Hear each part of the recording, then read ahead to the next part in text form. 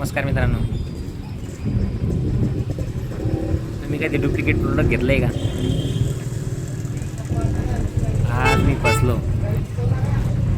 मी OnePlusचे ऑनलाईनवरनं earbud headphone मागितले होते.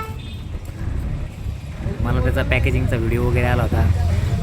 मी याच्या अगोदरही OnePlus वापरलं होतं म्हणून मला माहिती होतं प्रोडक्टची क्वालिटी वगैरे, म्हणून मी विश्वास ठेवला प्रोडक्ट मागवलं. आणि ते प्रोडक्ट नाही का आज डुप्लिकेट निघलं.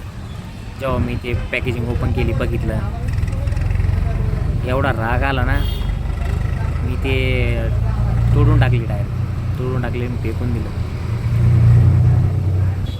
ते राग आवरलाच नाही मला.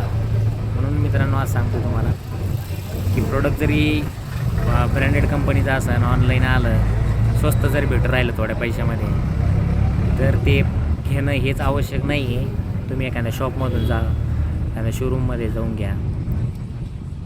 ते घेतलेलं कधी तुमच्या फायदेशीर ठरतं, कारण की स्वस्त घेतलेलं जास्त महाग पडतं.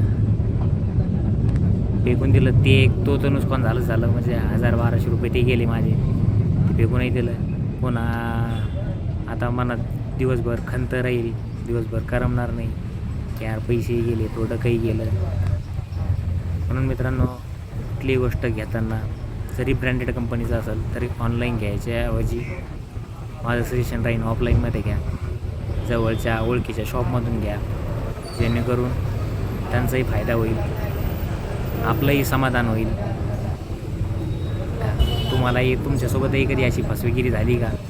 मला कमेंटमध्ये नक्की सांगा. व्हिडिओ आवडला असला तर लाईक करा, शेअर करा, सबस्क्राईब करा. आणि भेटूया नवीन व्हिडिओमध्ये.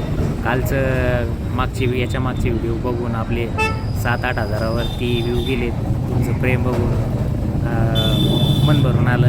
याच्यातच समाधान मानलं मी की चला